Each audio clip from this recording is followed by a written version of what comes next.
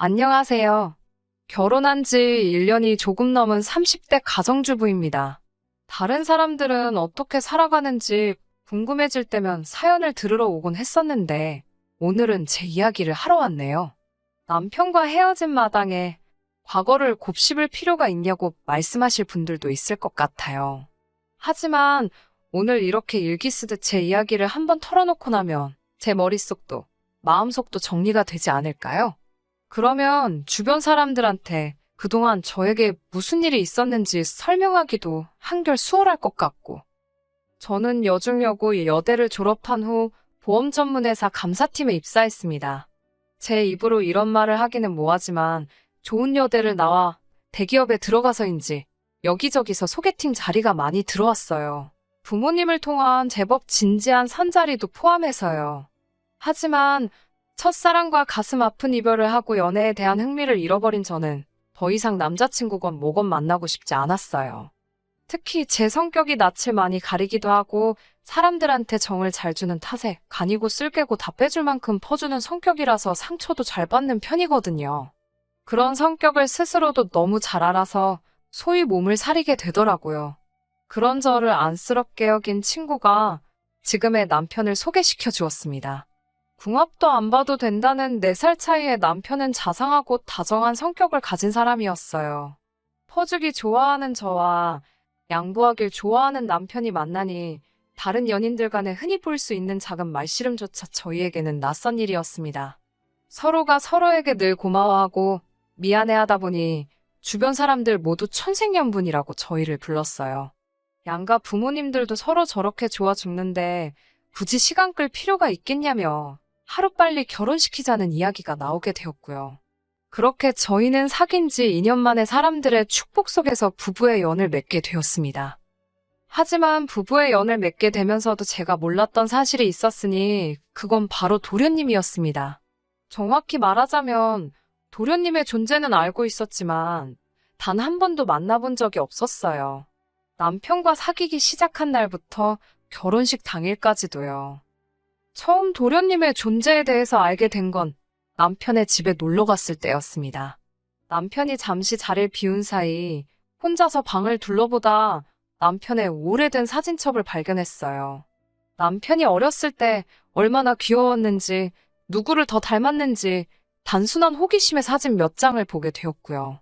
사진첩에는 남편과 닮았지만 남편보다 좀 더 어린 아이가 한 명 더 있었습니다. 방으로 돌아온 남편에게 누구냐고 물으니 동생이라고 짧게 대답하더군요.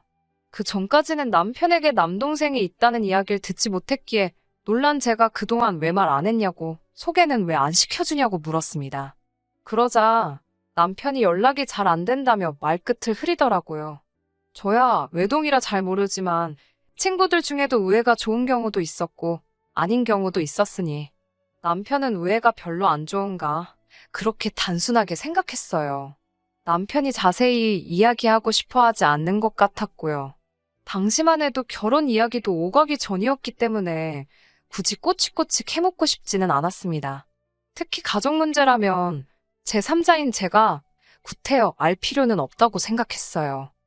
하지만 그 이후에도 시댁과 도련님 사이에 왕래가 없어도 너무 없다는 걸 눈치채고는 뭔가 이상하다고 생각했어요.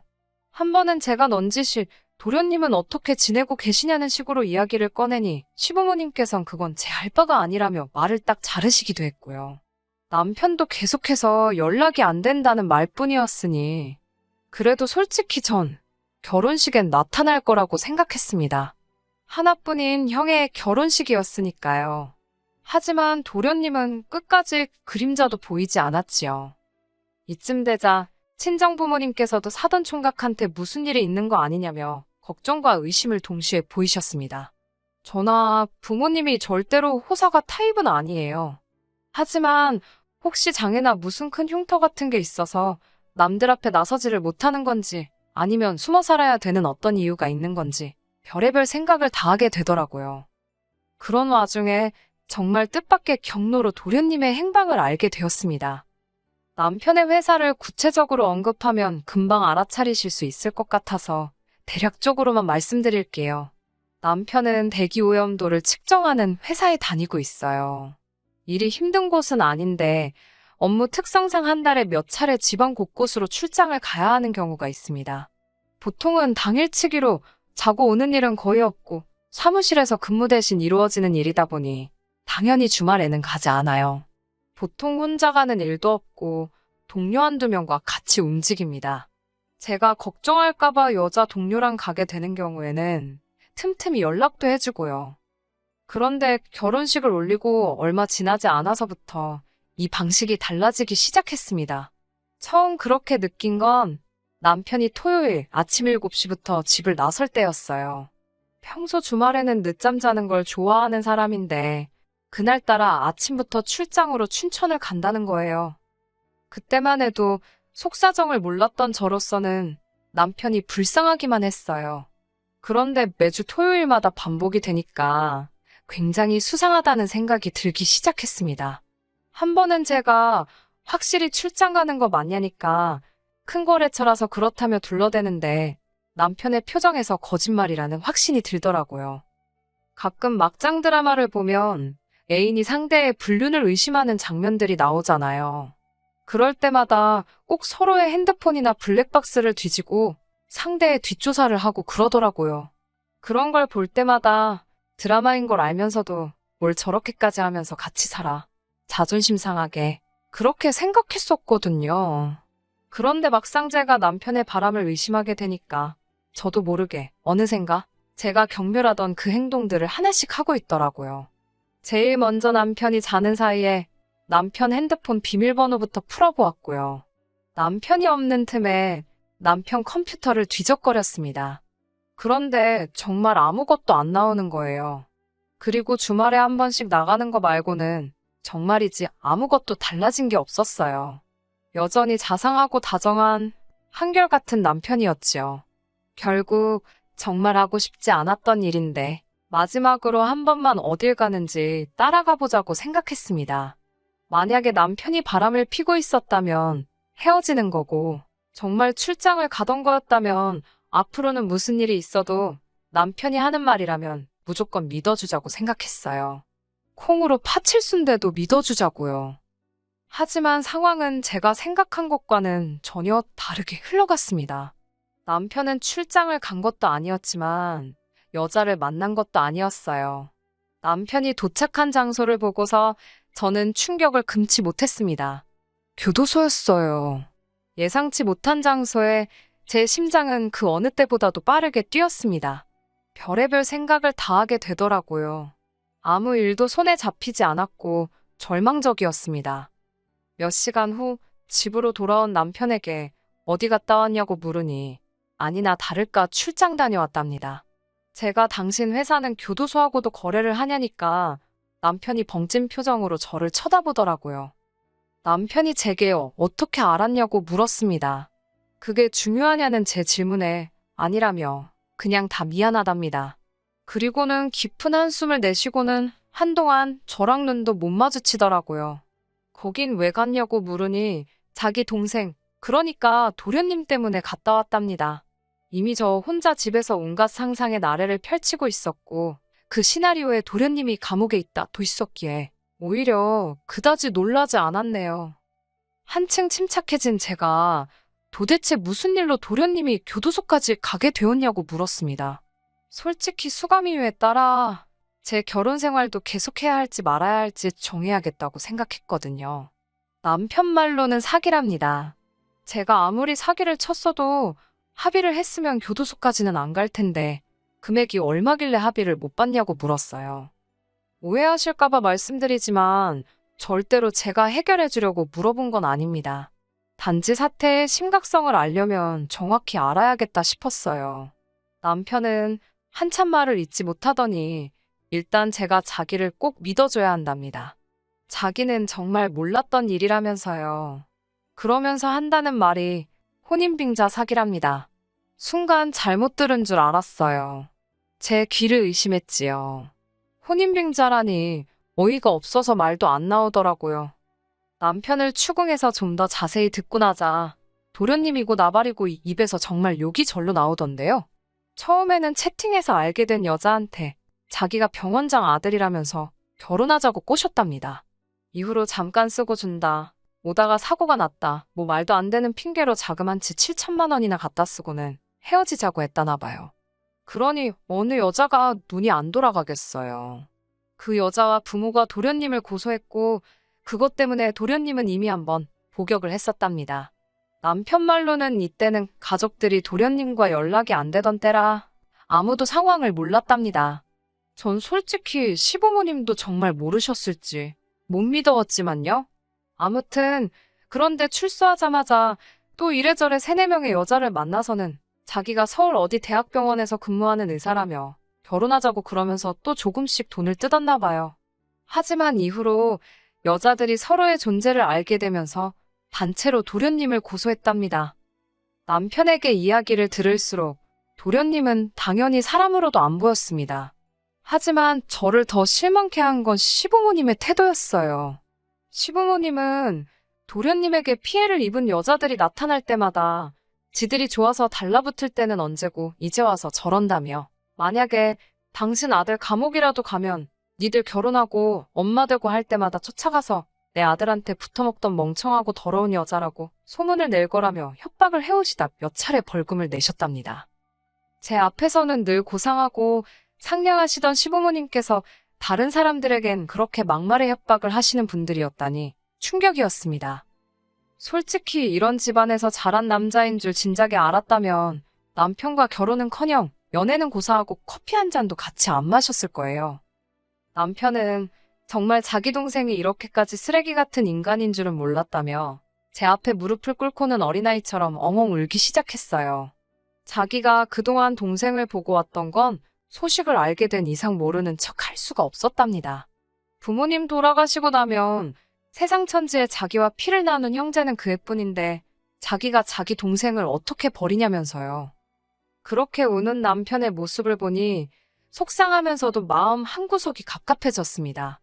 아무리 생각해도 이 결혼 생활을 끝내야겠다 싶었어요. 하나도 몰랐다는 남편의 말을 믿을 수 없었고 도련님이 출소라도 하고 나면 결국 다시 형제라는 이름으로 가족이라는 이름으로 저희 인생의 얼굴을 비추는 날이 올 텐데 마주할 자신이 없었어요.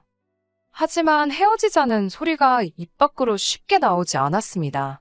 어찌됐건 사랑해서 한 결혼이었으니까요. 저도 다른 사람들 사연을 들을 땐 어이구 헛똑똑이 소리가 절로 나올 때가 많았거든요. 하지만 막상 제 일이 되니까 쉽지가 않더라고요. 며칠의 고민 끝에 시댁과 친정의 도련님에 대해 제가 알고 있다는 사실을 알렸습니다. 시댁도 친정도 서로 다른 이유로 쑥대밭이 되었어요. 친정 부모님은 이거 사기 결혼이라며 난리가 났고 시댁에서는 죄송하다며 죄인 모드로 나오시더군요. 무엇보다 남편은 저에게 자기를 버리지 말라며 계속해서 매달렸어요. 모든 것이 복잡한 상황에서 결국 남편과 시댁을 좀 지켜보는 쪽으로 이야기가 됐습니다. 일단은 남편에게는 더 이상 비밀은 없어야 한다고 했고 도련님과는 안 보고 사는 쪽으로 이야기를 마무리했습니다. 다행히 남편도 동의했고 약속을 잘 지켜주었어요. 덕분에 이후로 약 반년 가까이 저희 부부는 큰 다툼 없이 결혼 생활을 이어갈 수 있었고요. 하지만 이런 저희의 결혼 생활은 결국 어머님 아버님 때문에 종지부를 찍고 말았습니다. 어머님 아버님이 말도 안 되는 욕심만 부리지 않으셨으면 적어도 두 아들 중 한 아들은 남들처럼 평범한 어쩌면 남들보다 더 행복한 가정을 꾸리고 보란듯이 잘 살 수도 있었을 거예요. 도련님 일로 인하여 어머님 아버님이 어떤 분들인지 어느 정도 파악을 하게 된 저는 그 이후로 두 분께 약간의 거리를 두고 생활하고 있었습니다. 비록 시부모님이 저에게는 잘해주셨을지언정 그분들이 실제로는 수준 낮은 언행을 일삼으시는 분들이라는 걸 알게 된 이후로는 예전처럼 살가운 며느리 노릇을 하기가 어렵더라고요. 그러다 하루는 어머님께서 퇴근 후 집으로 오라고 연락을 해오셨습니다. 살면서 며느리 노릇을 한 번이라도 해보신 분들은 아시지 않나요? 보통 시어머니께서 전화하셔서 가타부타 설명 없이 퇴근 후에 오라고 하면 별로 좋은 얘기는 아니라는 거? 저도 딱 알았지요. 뭔가 싫은 소리를 하려고 하시는구나. 시부모님께 거리를 두기는 했어도 친정부모님의 체면을 생각해서 기본적으로 며느리로서 해야 할 도리는 잘 챙겼다고 생각했는데 뭐가 문제일까 싶어서 일하는 내내 신경이 쓰였지요. 시댁에 도착했는데 현관문 밖으로 낯선 아이의 소리가 들려왔습니다. 집 안으로 들어가니 한두 살, 3살이나 됐을까요? 제가 아이가 없다 보니까 정확히 잘은 모르겠더라고요. 어머님이 저에게 귀엽지 않냐고 물으셨어요. 그러면서 너희는 왜 아이를 안 갖냐고 물어보시더군요. 아이에 대해서는 솔직히 결혼하고 첫 해에는 일부러 안 가지려고 서로 계획을 세웠었어요. 물론 남편이야 35으로 적지 않은 나이였지만 제가 31밖에 되지 않아서 1년 정도는 달콤한 신혼생활을 즐겨도 되겠지라고 생각했었거든요. 하지만 아시다시피 계획을 실행에 옮기기도 전에 모든 일이 꼬여버렸잖아요. 이후로는 사표를 가슴에 품고 사는 직장인처럼 당장이라도 남편을 떠날지 말지 고민하며 사는 저에게 임신이라니 말도 안 되는 일이었지요. 하지만 구구절절 설명하는 대신 아직 생각이 없다고 짧게 대답했습니다. 그러자 어머님도 의외로 쿨하게 차라리 잘 됐다 하셨습니다. 그러더니 당신 품에 있던 아이를 자꾸 저더러 안아보라고 하시는 거예요. 제가 누구냐고 재차 물으니 당신 손자랍니다. 그제서야 아이가 낯이 익다는 생각이 들더니 일전에 남편 방에서 봤던 앨범이 떠올랐습니다. 사진 속 도련님의 어린 시절과 정말 똑같이 생겼더라고요. 설마 도련님 아들이냐고 하니까 그렇다 하시면서 애엄마가 결혼한다고 더는 못 키운다고 당신 집에 놓고 갔답니다. 어머님은 저에게 이참에 회사는 때려치우고 집에서 도련님 아이를 키우며 육아를 배워보는 게 어떻겠냐고 하셨습니다. 어차피 언젠가는 저도 아이를 낳을 건데 도움이 되지 않겠냐면서요. 그리고 도련님도 출소했을 때 지용수가 지 아들 키워준 거 보면 정신 차리고 새 사람 되지 않겠냐고요. 저는 어이가 없어서 그러면 어머님이 키우시는 게 더 효과적이지 않겠냐고 물었습니다. 할머니가 손자를 키워주셔야 더 감동적이라서 도련님이 개과천선하지 않겠냐고요. 그리고 제 자식을 키우기 위해서 남의 자식 데려다가 연수까지 할 필요는 없을 것 같다고도 덧붙였습니다. 아무튼 회사를 관둘 생각도 전혀 없고 도련님이 새 사람 되는데 제가 도움이 되고 싶은 생각도 없다고 하자 어머님이 저를 멍하니 쳐다보시더니 저더러 약 먹었냐고 그러십니다. 뭘 잘못 먹었길래 이렇게 주저리주저리 떠들어대냐고요. 시어머니가 하라면 네 하고 하면 되지 어쩌고저쩌고 저더러 왜 이렇게 변했냐고 그러셨어요. 제가 맺힌 게 많긴 했던 모양입니다. 저는 이유가 어찌 되었건 간에 도련님 아이는 못 키운다. 말이 나와서 말인데 도련님이 출소 후에도 저희하고 왕래하고 지내는 일은 없었으면 좋겠다고 선을 그었습니다. 그러자 어머님께서는 저더러 네가 뭔데 가족을 갈라놓으려 드냐고 언성을 높이시더군요. 저는 어머님 아버님과 도련님이 왕래하시는 건 당연히 제가 뭐라고 할 수 없지만 저희 남편과는 만나지 않았으면 좋겠다고 했어요. 그러자 형이 아우 챙기고 아우가 형을 챙기는 건 당연한 법인데 어째서 그렇게 냉정하냐입니다. 그러더니 한숨을 내쉬시고는 그럼 당신이 아이를 키울 테니 시아버지를 모시고 가랍니다. 어머님 말씀이 당신이 왜 나이든 남편하고 아들이 사고쳐서 낳은 손자까지 혼자 다 돌봐야 하냐입니다. 자기가 무슨 죄를 지어서 이 고생을 혼자 다 해야 하냐면서요. 자기 아들이 사고쳤지 자기가 친 것도 아닌데 왜 자기가 뒷수습을 해야 하냐면서 당신도 며느리 덕 좀 보잡니다. 저더러 둘 중 한 명을 고르래요. 어머님 남편이고 어머님 아들인데 왜 그 책임을 저한테 떠넘기시냐고 그러니까 이번에는 같은 여자끼리 좀 도와줄 수 있는 거 아니냐고 그러십니다. 어머님의 억지가 황당하다 못해 웃기기까지 하더라고요. 단칼에 싫다고 하니 저더러 진짜 이기적이고 못돼 처먹었답니다. 저는 남편에게 전화를 걸어 퇴근길에 시댁으로 오라고 했어요. 와서 어머님 억지 쓰는 거 구경 좀 하라고요. 한두 시간쯤 기다리니 남편이 왔습니다.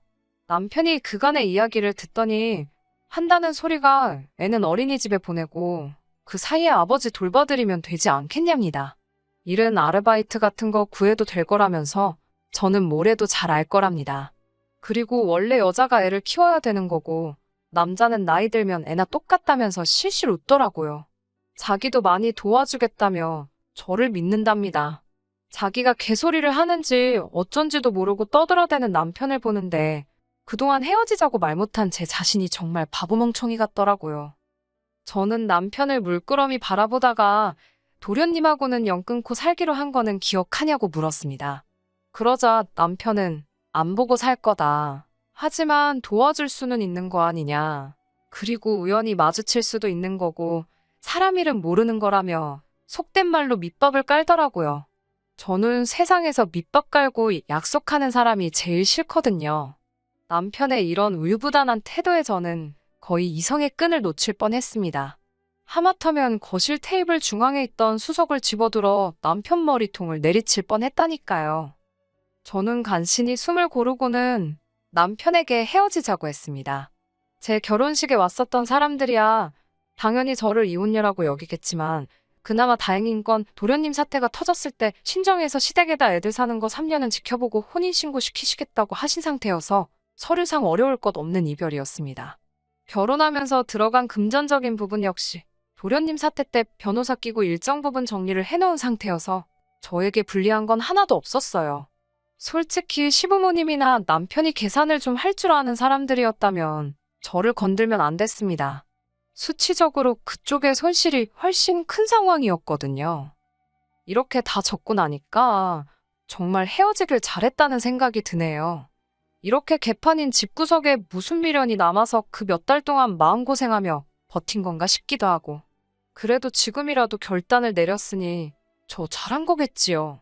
남편을 소개해준 친구에게는 이 사정을 이야기하지 않으려고요. 좋은 친구인데 마음고생이 얼마나 심하겠어요.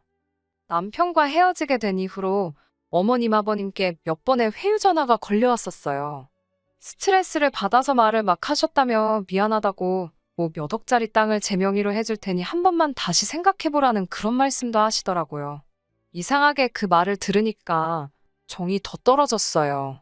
당분간은 사람들의 입방아에 오르내리겠죠? 그렇게 좋아 죽고 못 살더니 왜 헤어졌을까? 자기들끼리 이러쿵저러쿵. 생각만 해도 머리가 아파오네요. 그래도 꿋꿋하게 잘 견뎌내 보겠습니다. 아무래도 제 인생에 연애는 없는가 봐요. 다른 더 좋은 게 있으리라 믿고 즐겁게 살아볼게요. 끝까지 들어주셔서 감사합니다. 오늘의 사연은 여기까지입니다. 구독과 좋아요, 알람 설정 부탁드리고 더 좋은 사연으로 다시 찾아뵙겠습니다. 감사합니다.